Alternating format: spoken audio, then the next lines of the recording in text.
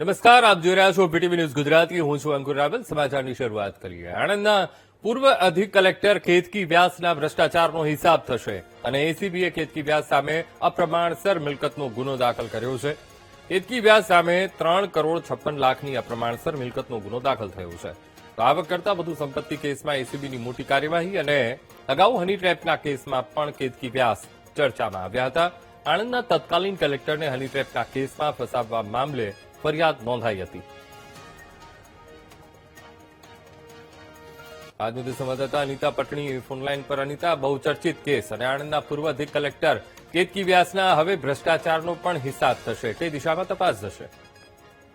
જી અંકુર, જે પ્રકારે જે પૂર્વ અધિક કલેક્ટર કેતકી વ્યાસ ફરી એક વખત વિવાદમાં આવ્યા છે ને વિવાદ છે તેમનું જે અપ્રમાણસરની મિલકતનો.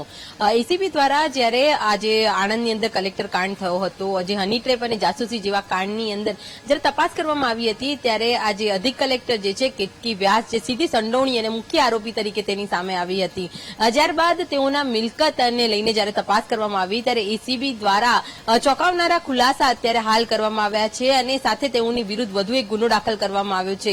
કેતકી વ્યાસ પાસે જે તેમની જે મિલકત હોવી જોઈએ, જે તેમના સ્ત્રોત પ્રમાણેની જે આ સંપત્તિ હોવી જોઈએ તેના કરતા 68.85% વધુ મિલકત મળી આવી છે. એટલે કે 3.56 કરોડ જેટલી વધારે મિલકત તેઓની પાસે મળી આવી છે અને આ મિલકત તેઓએ પોતાના નામે અને પોતાના પરિવારજનોના નામે ખરીદી હોવાના મહત્વના પુરાવા હાલ એસીબીના હાથે લાગતા તેઓની વિરુદ્ધ ગુનો દાખલ કરવામાં આવ્યો છે.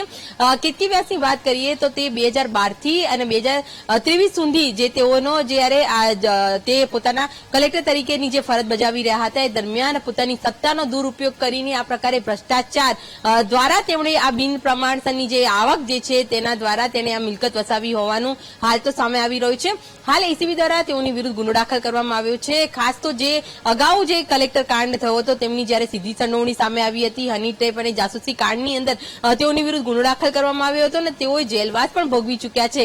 જ્યારે ફરી એક વખત વધુ વિવાદ અત્યારે તેમની અપ્રમાણસરની મિલકતનું સામે આવતા હાલ તો એસીબીએ ગુનો દાખલ તો કર્યો છે, સાથે તેઓના જે સંપત્તિ જે મળી આવી છે તે તેમના બેંક એકાઉન્ટ અને અન્ય જે દસ્તાવેજો છે તેઓને લઈને હાલ એસીબીએ ઝીણવટભરી તપાસ શરૂ કરી છે. ખાસ તો અનિતા 2012 થી 2023 કલેક્ટર પદ ઉપર રહ્યા અને પોતાના હોદ્દાનો દુરુપયોગ પણ તેમણે કર્યો છે. એ બાબતમાં કઈ દિશામાં તપાસ ચાલી રહી છે?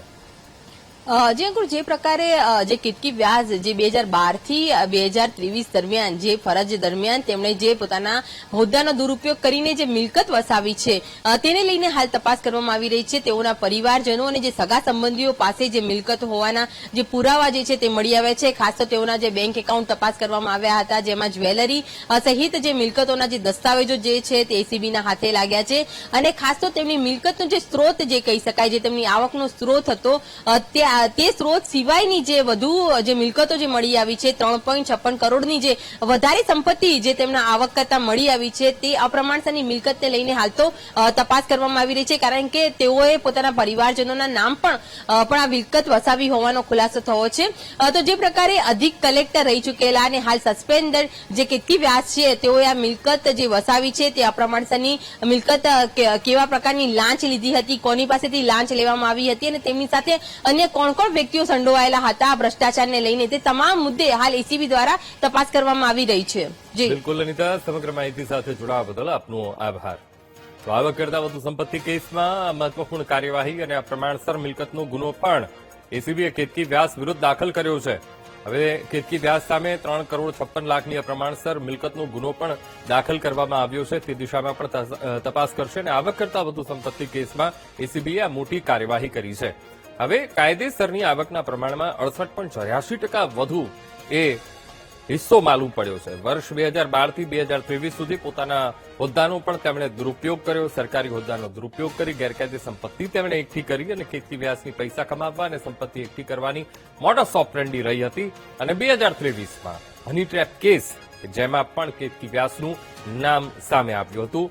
આણંદના તત્કાલીન કલેક્ટર ડીએસ ગઢવીને હની ટ્રેપમાં કેતકી વ્યાસે ફસાવ્યા હતા અને કેતકી વ્યાસ સહિત 2 આરોપી હની ટ્રેપના મુખ્ય સૂત્રધાર હોવાનું પણ ખુલ્યું હતું. કલેક્ટરની ચેમ્બરમાં વિડીયો બનાવી ફસાવવાનું કારસ્તાનને વિડીયો પણ સોશિયલ મીડિયા પર ખૂબ વાયરલ થયો હતો. કલેક્ટરને ફસાવી અને જમીનો, અન્ય દસ્તાવેજો અને કલેક્ટરની સહી કરાવી નાણાં પડાવી લેવાનું પણ મોટું કૌભાંડ સાગરીતો સાથે મળીને આચર્યું હતું.